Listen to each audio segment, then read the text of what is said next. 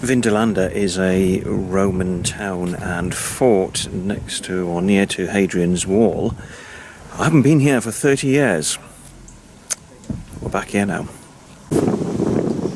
Vindolanda had a good water supply, some local springs, and the Romans built water tanks as well to store the water. This is a possible storehouse.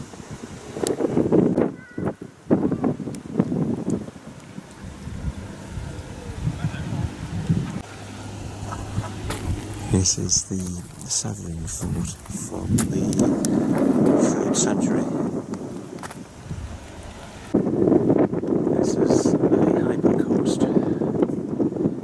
Now, these are, in my humble opinion, much more effective than modern day central heating, but the floor, you can see on these pillars, and the fire was lit at one end and the heat was drafted through under the floor, therefore heating everything above it. So, much more extensive than a bunch of radiators in your house.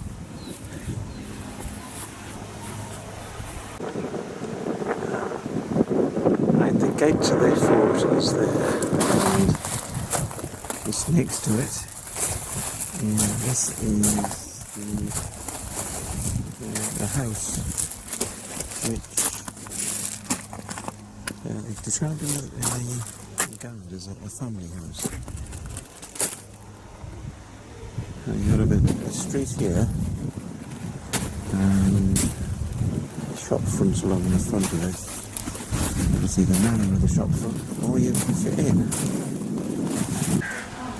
So this is the reconstructed wall and tower, and on the other side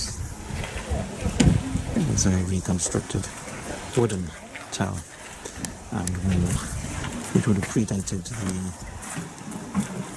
stone constructions by quite some years.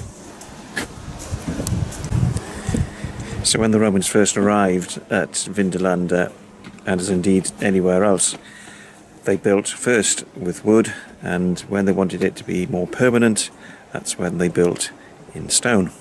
So this is the inside of the stone-built reconstructed tower.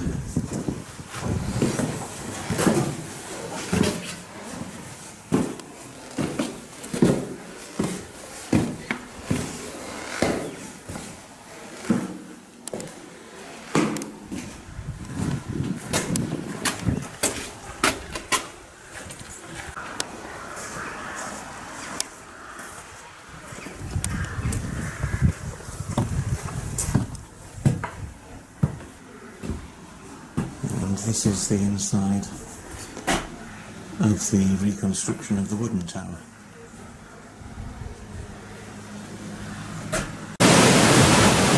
This is a replica ceramics kiln, which sadly, although it's a full working kiln, it's not working today when we're here, so we've got plenty of fuel for it. Well, we're going to get something to eat, but we'll have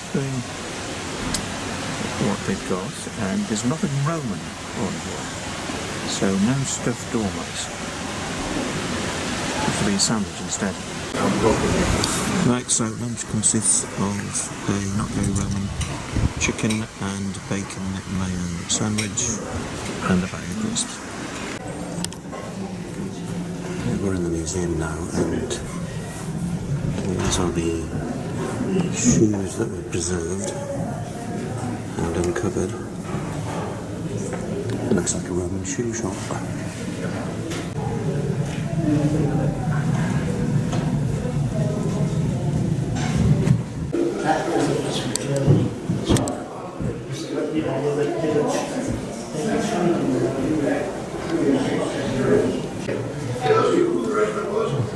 Apparently this was all the same room where Romans. That meant it was imported over a considerable distance, and it was never used. So they think that what had happened is that it arrived in crates, all broken. So they just had to throw it away into a ditch beside the wall of the fort.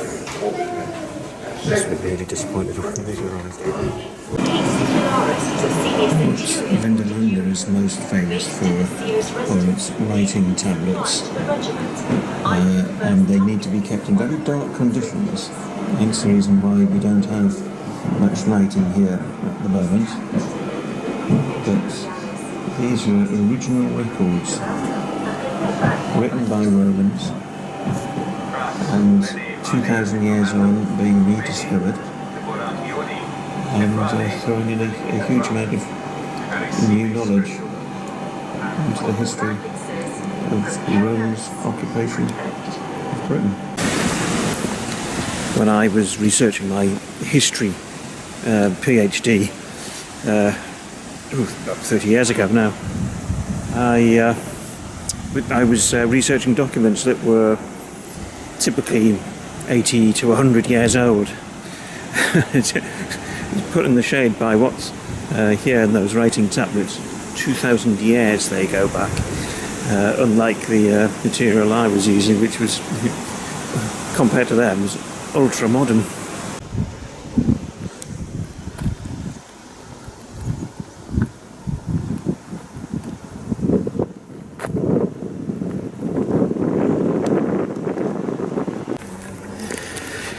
The archaeologists reckon there's been 9 different forts on the site here. So they'd come in, they'd build a fort, occupy it for a number of years, and then circumstances would change, the troops would be needed elsewhere, the frontier had moved, and so they'd just level the site, and then years later they'd re-establish a fort here.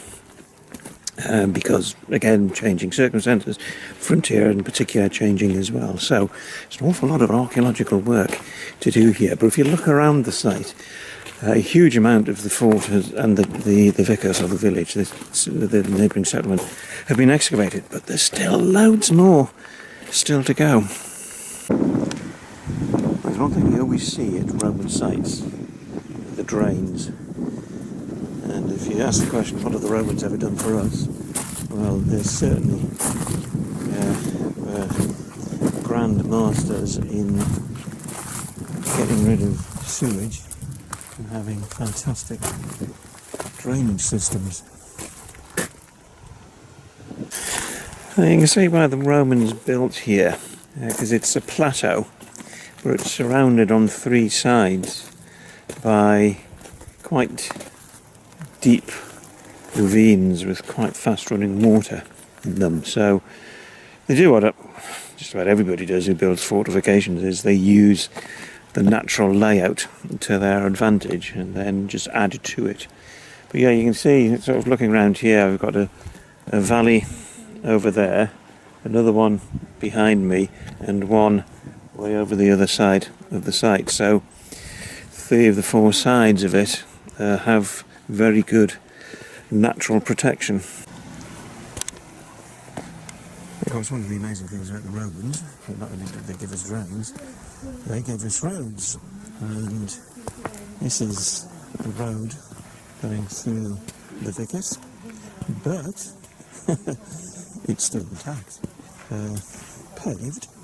Imagine a modern road nowadays made from tarmac and all the stuff that they put on.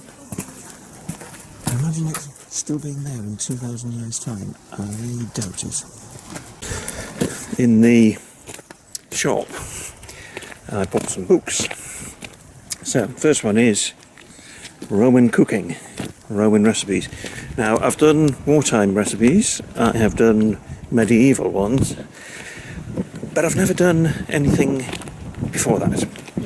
So Roman cooking is just something that I've just never tried before. So watch this space.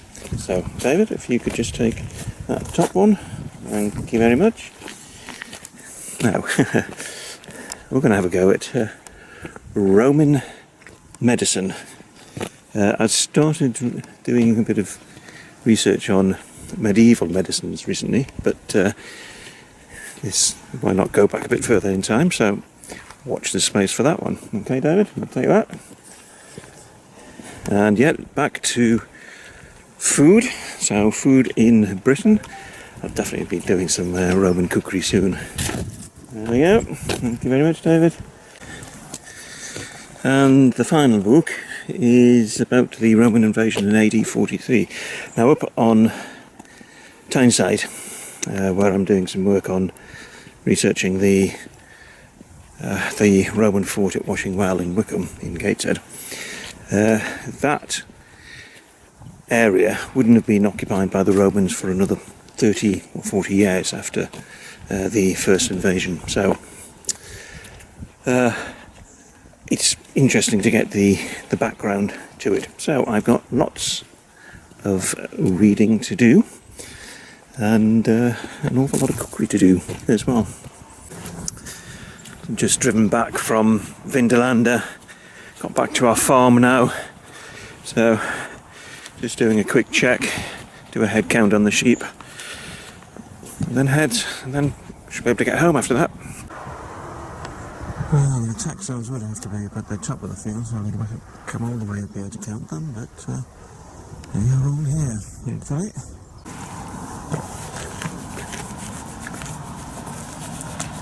It's funny, sheep can be like dogs at times, they rather like their fuss. This one's called Ethel. Right, found a missing hat. It's been missing for days. It's actually on the top of the goat house. But all checks done, and I'm now heading home for a nice cup of tea.